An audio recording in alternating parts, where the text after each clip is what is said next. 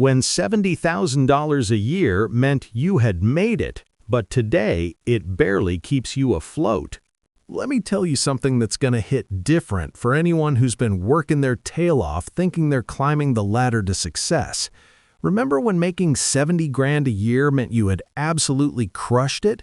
When that salary meant you were living the dream, maybe even considering yourself upper middle class?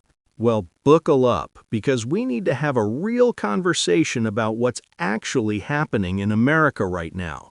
And trust me, this is going to make you rethink everything you thought you knew about financial success. Picture this scenario with me for a second. It's the year 2000, and you just landed a job making $70,000 annually. You're calling your parents, you're celebrating with friends, you're looking at apartments in nice neighborhoods, maybe even thinking about buying a house.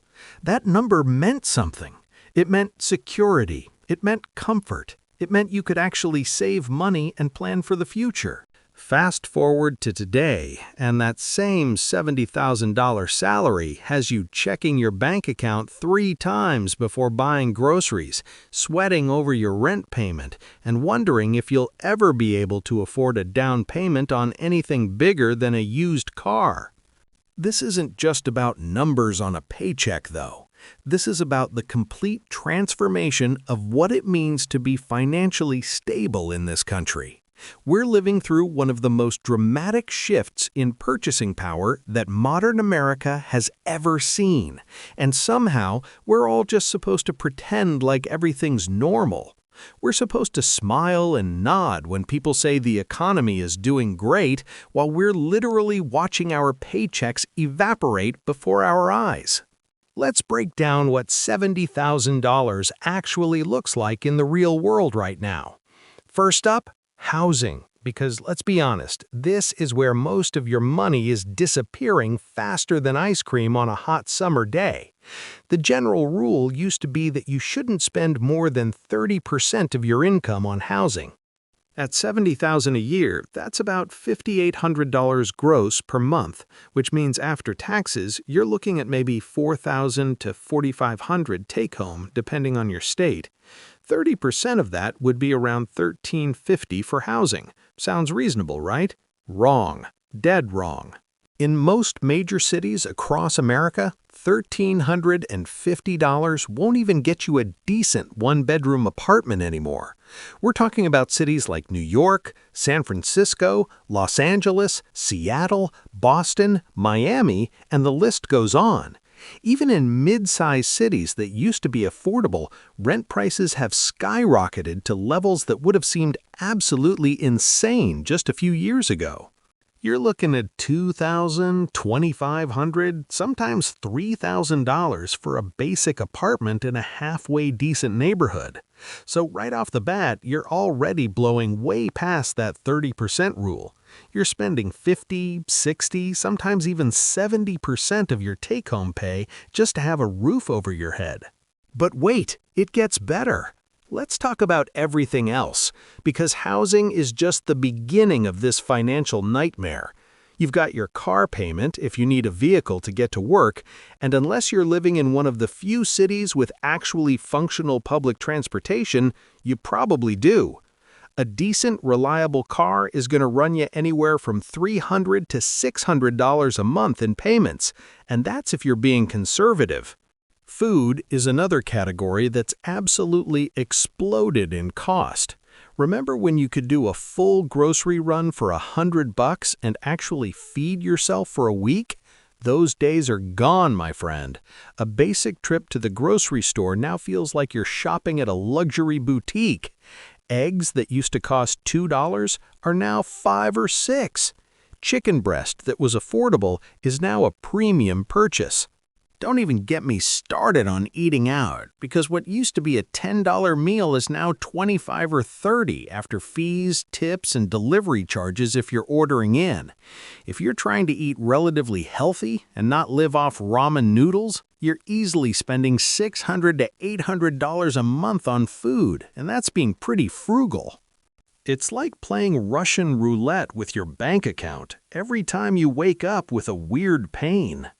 Student loans deserve their own spotlight in this horror show, because if you went to college thinking it was your ticket to that $70,000 salary, joke's on you. The average student loan payment is somewhere between $200 and $400 a month, and that's if you're on a standard repayment plan. Some people are paying way more. So that's another chunk of your paycheck gone before you even think about saving or investing or doing any of the things financial advisors tell you you're supposed to be doing. Let's do some quick mental math here, because this is where it really hits home. Take-home pay of about $4,000 to $4,500, rent or mortgage eating up $2,000 to $2,500, car expenses another $500, food $600, health insurance and medical costs maybe $300, student loans $300, utilities, internet, phone another $200 to $300. We haven't even talked about clothing, entertainment, emergencies, or God forbid trying to save for retirement, and we're already at or over your entire monthly income. This is the reality of making $70,000 a year in modern America. You're not living large. You're not eating out at nice restaurants every weekend. You're not taking lavish vacations. You're not building wealth. You're literally just trying to keep your head above water and not drown in the sea of bills and expenses that never stop coming. The psychological toll of this situation is something nobody really talks about either. There's this constant low-level anxiety that comes with knowing that one unexpected expense could completely derail your finances. Your car breaks down, your laptop dies, you need an emergency dental procedure. Boom, there goes any tiny bit of cushion you might have built up. You're living paycheck to paycheck, even though you're making what should theoretically be a comfortable salary. The stress of that is real, and it's exhausting. What makes this even more frustrating is watching the disconnect between what the economy looks like on paper versus what it feels like in real life.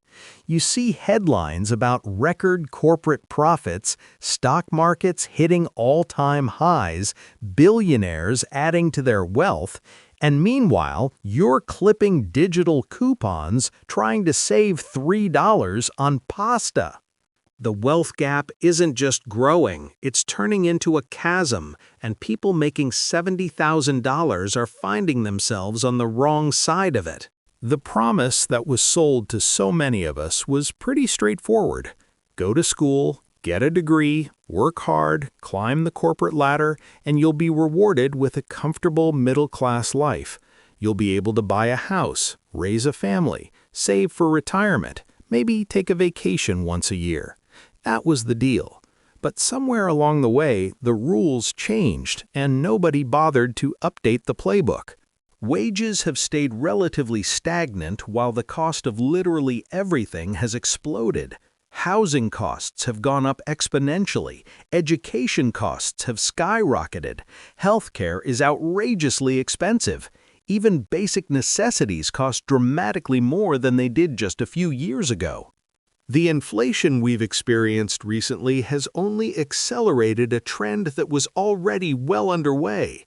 When you factor in real inflation, not just the official numbers, but what things actually cost in the real world, $70,000 today has the purchasing power of maybe $40,000 or $45,000 from 20 years ago.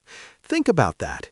You're making what sounds like a decent salary, but you're actually living like someone who was barely scraping by 2 decades ago. This isn't about complaining or playing victim either. This is about acknowledging a fundamental shift in American economic reality that has massive implications for millions of people. When the salary that used to represent success now represents struggle, something is deeply broken in the system. We've normalized financial precarity to the point where people making above the median income are still stressed about money constantly. The ripple effects of this are everywhere. People are delaying getting married, delaying having children, giving up on the dream of homeownership, drowning in debt, unable to save for emergencies, let alone retirement. The traditional milestones of adulthood and financial stability are being pushed further and further out of reach for a huge portion of the population. And these aren't lazy people or people who made bad choices. These are people who did everything they were supposed to do, who work full-time jobs, who are educated and skilled, and they still can't get ahead. What's the solution? That's the million-dollar question, and honestly, there's no simple answer. We need systemic changes to address housing costs, healthcare costs, education costs, wage stagnation, wealth inequality, all of it. We need policies that actually support workers and not just corporations.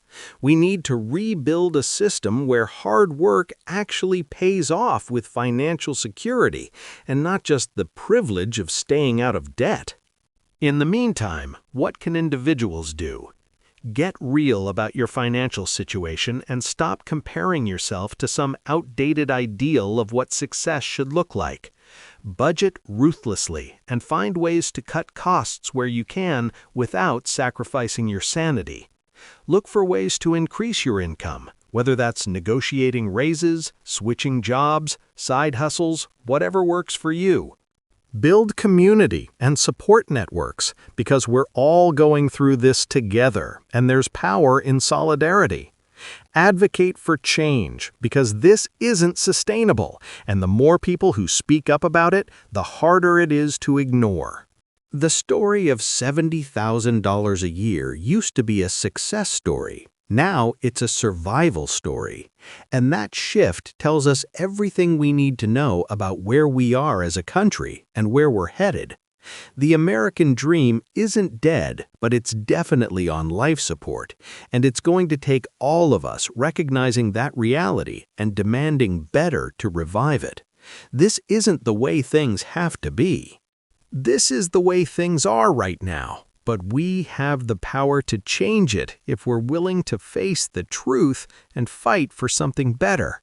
Your struggle is real, your frustration is valid, and you're not alone in feeling like the game is rigged, because honestly, it kind of is. But awareness is the first step toward change, and conversations like this are how we start building momentum toward a future where $70,000 can actually mean success again, instead of just barely keeping your head above water. Stay strong out there. Keep pushing forward, and remember that your worth isn't determined by your bank account, even though sometimes it feels that way in this crazy economy we're all trying to navigate.